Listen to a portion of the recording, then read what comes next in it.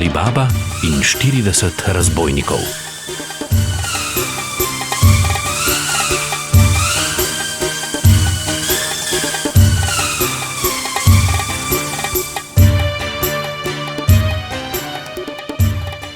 V nekem velikem mestu v daljni Perziji sta nekoč živela dva brata. Eden je bil trgovec in zelo bogat, drugi pa zelo reven in se je preživljal s prodajo lesa. Bogatemu je bilo ime Rasim, revnemu pa Ali Baba. Imel je le 3 majhne osličke. Ko je Ali Baba nekega dne v gozdu spet pripravljal drva, je zagledal veliko četo jezdecev, ki so drveli proti goščavi. Ustrašil se je, da so razbojniki, zato je osle hitro skril v grmovje, sam pa se je skril za bližnji griček. Naštel je 40 jezdecev. Ustavili so se pred veliko skalo in raztovorili težke torbe s konjev. Ali Baba je kmalu spoznal, da so jezdeci resnično razbojniki. Njihov poglavar je stopil pred veliko skalo in zaklical: Sezam, odpri se!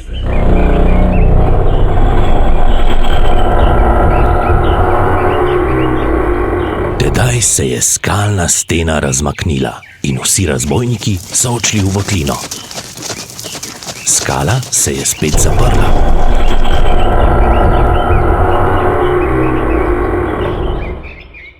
Ali Baba je še naprej skrito opazoval. Malo bom še počakal, zanima me, če se bodo spet prikazali. Minilo je precej časa, da se je skala spet odprla in ven so prišli vsi razbojniki.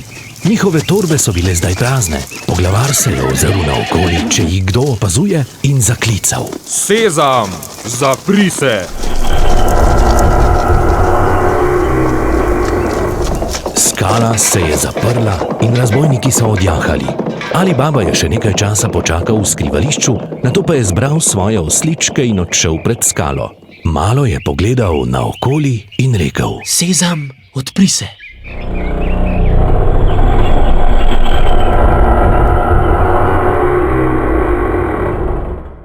Velika skala se je odprla. In Ali Baba se je znašel v ogromni votlini, kjer je vse povsod v velikih kupih ležalo zlato, drago kamenje, preproge in razno drugo blago, ki so ga naropali razbojniki. Ali Baba je nabral dragocenosti, kolikor so jih mogli nesti njegovi oslički, nato ukazal skali, naj se zapre, in odšel proti domu.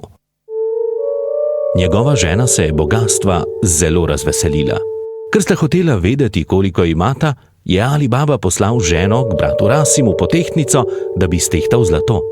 Rasimova žena pa je bila velika radovednica in je hotela vedeti, kaj bo Ali Baba tehtal. Zato je dno posode tehtnice namazala z voskom.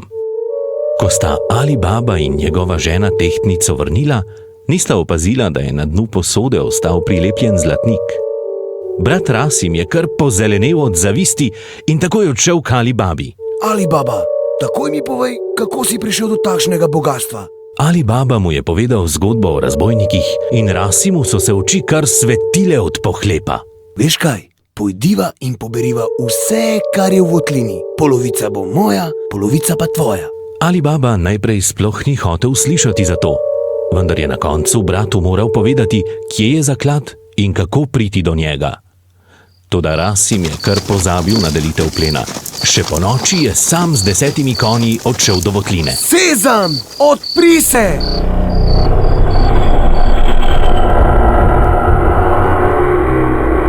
Hitro je vstopil in vrata so se zaprla za njim.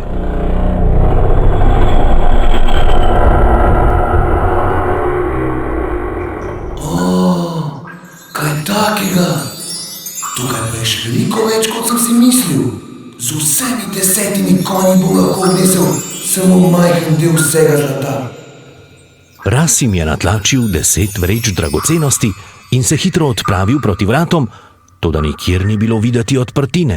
Ojojoj, čakaj, kako že gre? Ne morem se spomniti. Odpri se! Vse je ostalo zaprto. Saj je pozabil, katero besedo mora uporabiti, da bi se skala odprla. Obupano je začel klicati. Odpri se! Skala, odpri se! Odpri se, votlina!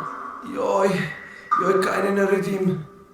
Preplašeno je začel tekati po votlini in obžalovati svojo požrešnost.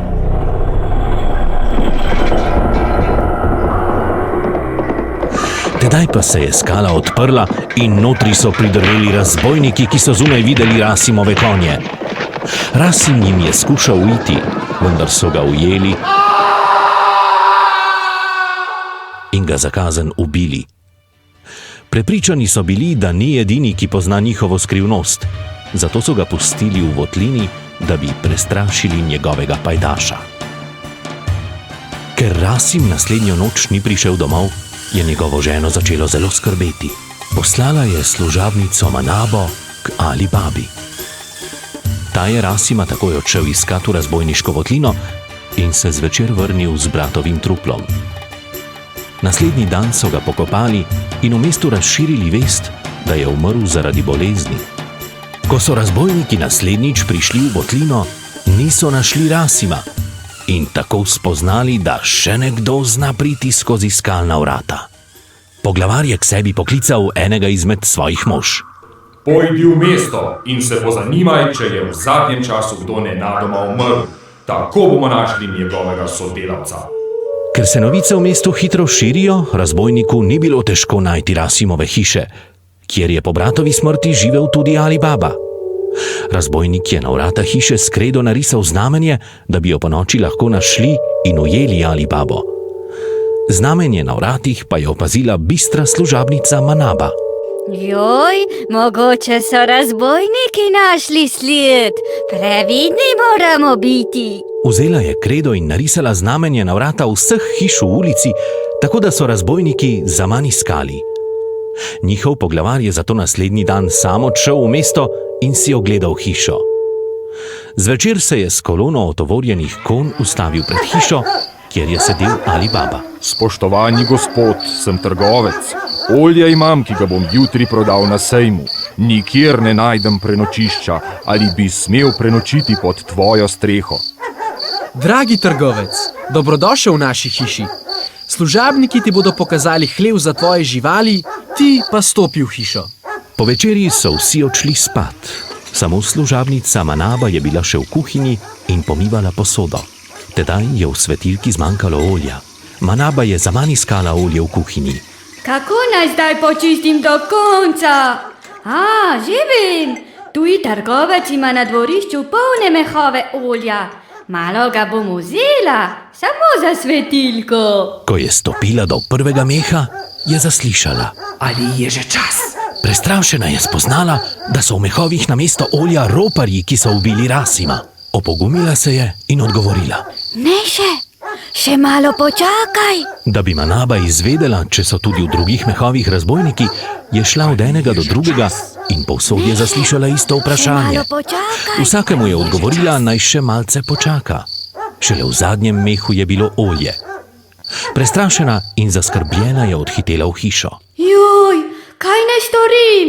Mogoče bi morala zbuditi Ali Babo in mu se povedati. Ne moram, potem bi vse slišal tudi razbojniški poglavar in kmalu bi bili vsi v hiši. Ne, kar sama bo morala nekaj narediti. Manaba je šla na dvorišče in meh z oljem odnesla v kuhinjo. Tam je olje zavrela, odhitela na dvorišče in v vsak meh, kjer so bili skriti razbojniki, ulila vrelega olja. Razbojniki so tu leč od bolečine poskakali ven in zbežali. Manaba je odšla v hišo in čakala, kaj bo. Ko je poglavar razbojnikov mislil, da v hiši vsi spijo, se je odplazil na dvorišče, da bi svoje pajdaše popeljal v hišo. A videl je raztrgane in prazne mehove in spoznal, da so vsi zbežali. Ni mu ostalo drugega, kot da še sam pobere šila in kopita in zbeži. Ali Baba se je drugo jutro zahvalil pogumni služabnici in jo bogato obdaril. Sam pa je odslej živel brez nevarnosti in je bil edini lastnik bogastva v votlini. Med ljudmi je užival velik ugled, saj je vsakemu, ki je bil v stiski, rad priskočil na pomoč.